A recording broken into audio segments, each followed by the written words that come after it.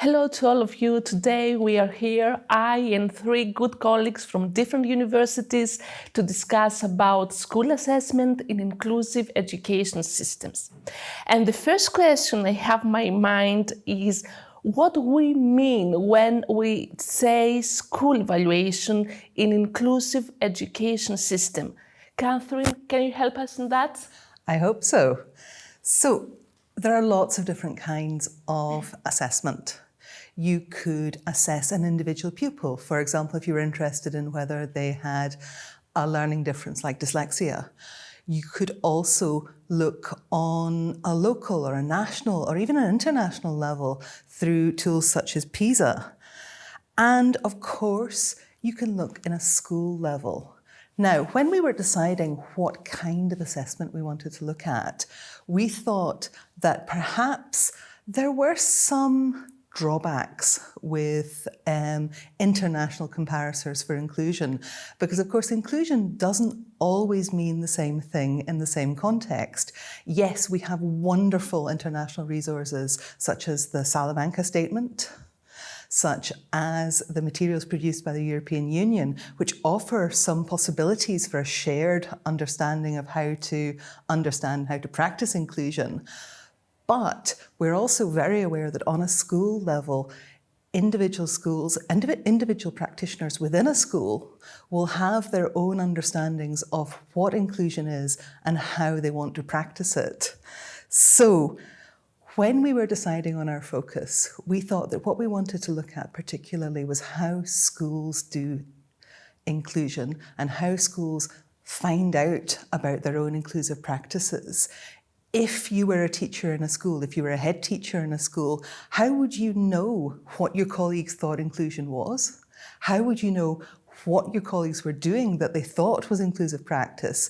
And how could you as a school work towards improving your inclusive practice? And so when we decided on the level of school assessment that we were interested in, what we thought we wanted to do was we wanted to look particularly at how school communities can find out more about how inclusive they are. And lastly, and I think this is very important to all of us, we wanted to very much focus on school communities. This is not something that's being done by outside forces. This is not the OECD landing on you and telling you, oh, you're good and inclusive or you're bad and you're not inclusive.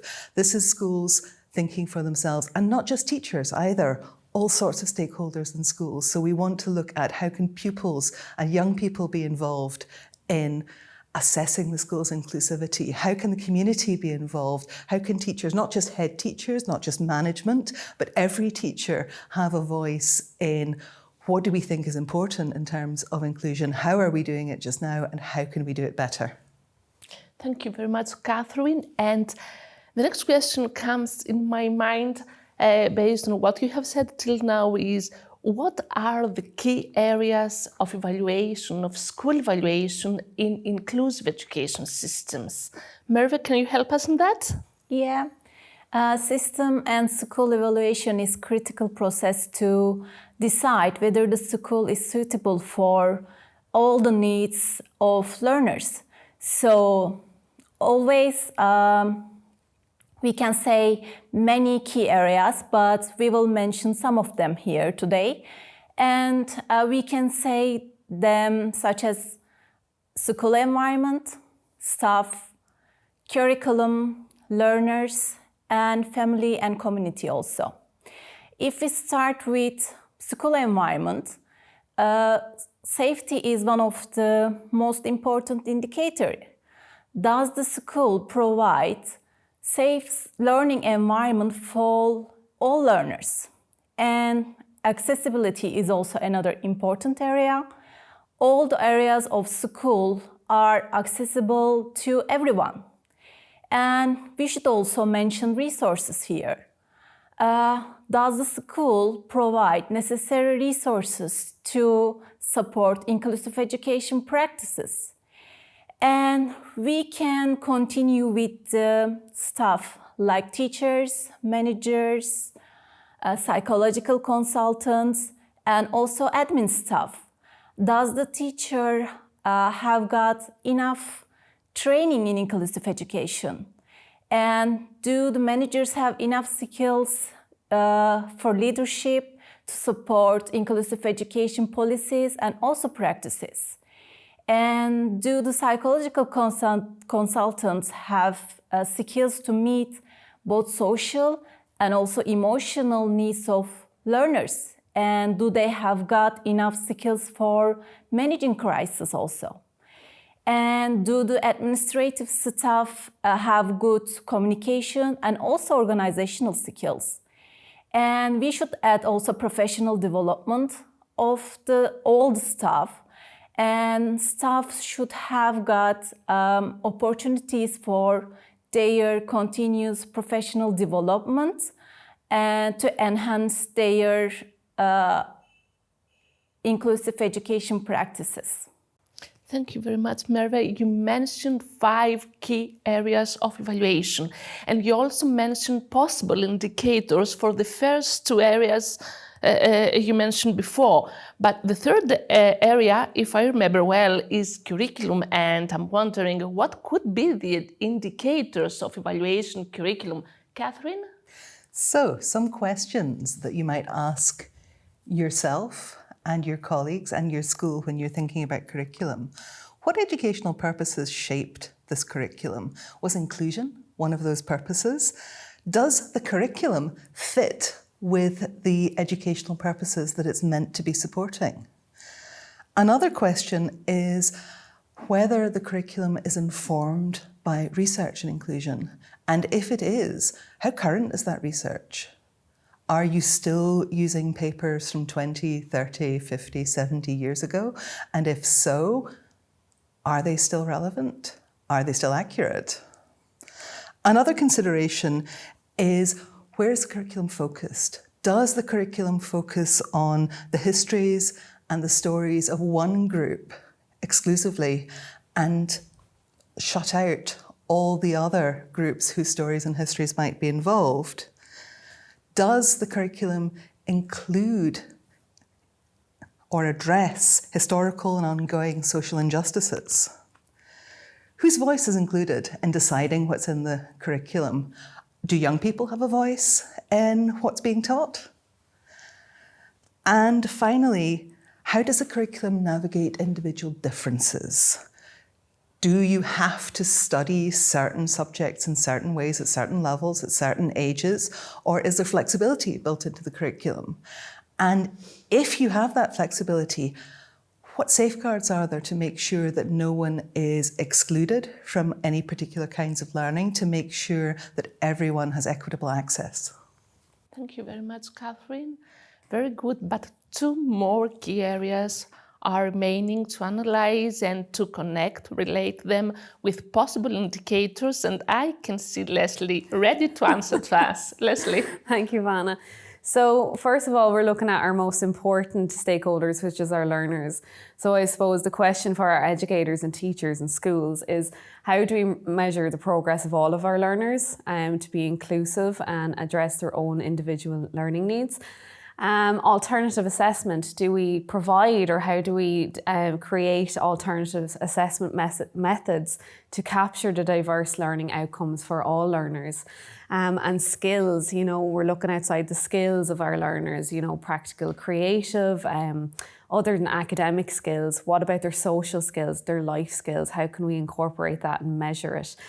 Participation, do we develop strategies, or have we got strategies in place that we ensure that all our learners participate in their learning and development? And is there opportunities for your learners to provide feedback on their engagement and participation in the learning process?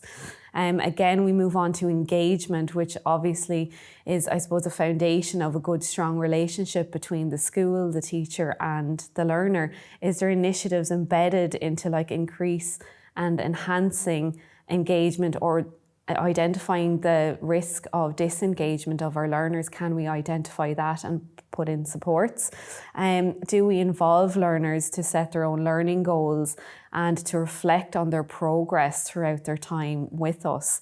Moving on then to the family and community, which is also a very important stakeholder in the learning process, is there collaboration and communication between families and the community for the school?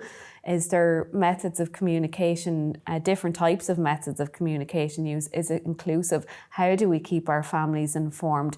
Do we meet all families' needs and learning needs when it comes down to communication and collaboration? Is families' feedback incorporated into the evaluation process and change process in the school? Is there organised events that foster a sense of community and identity and belonging within the school? And how are families and learners supported to engage in these events?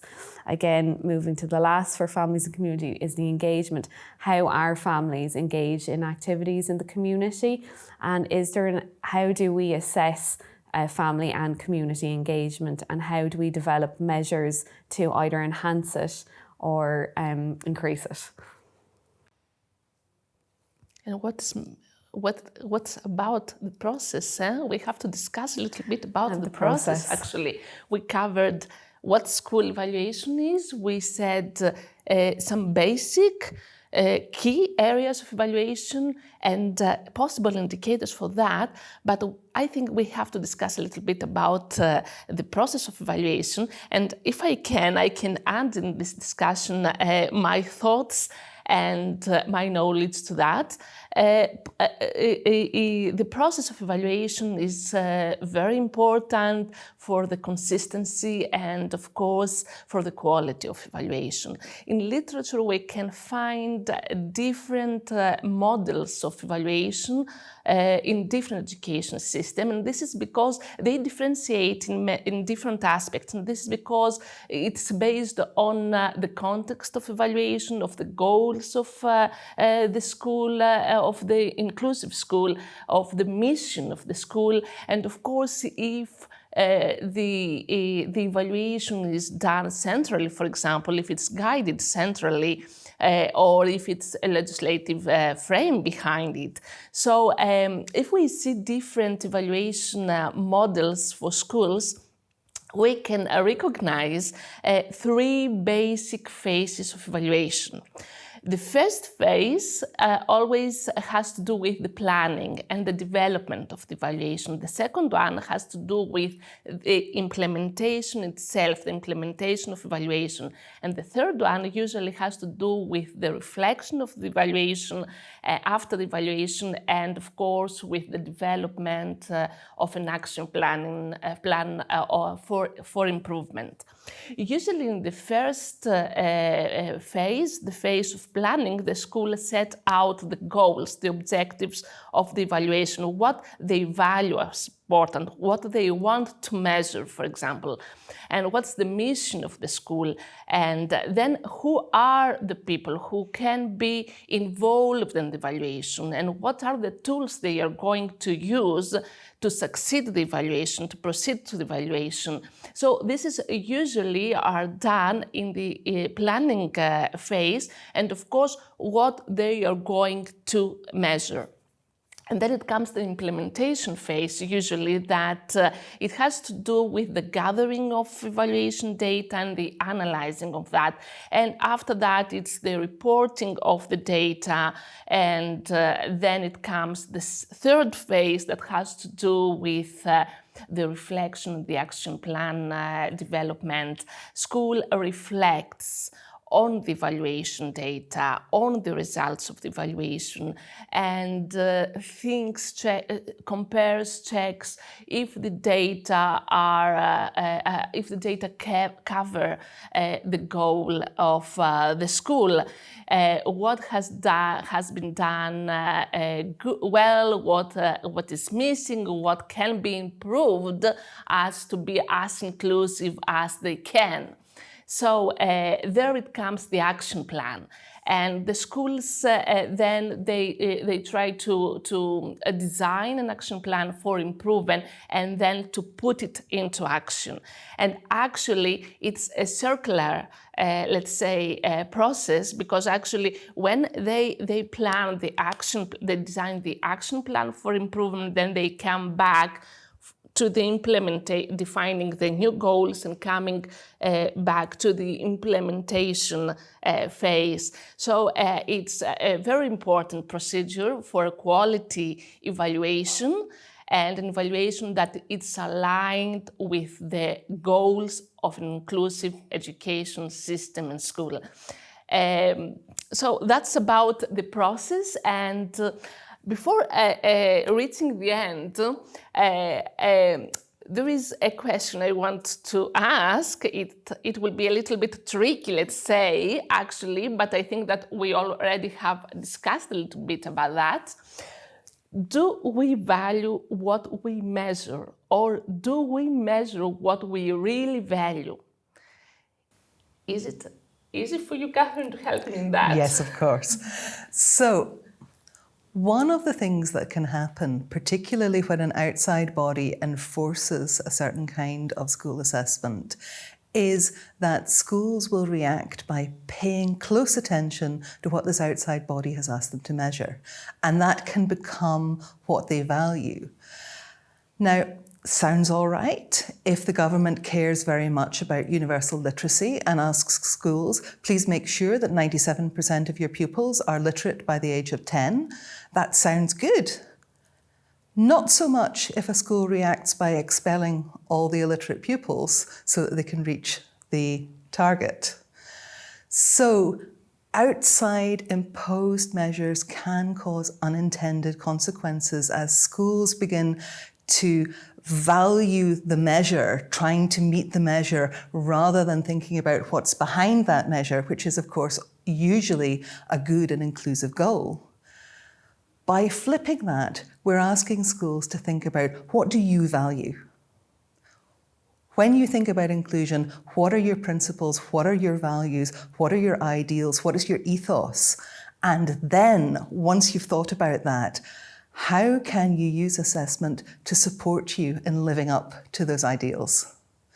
And so that, to come right back in a circle, that is why we think that schools empowered, school communities empowered to design and conduct their own assessment is a really powerful tool for improving inclusive practice.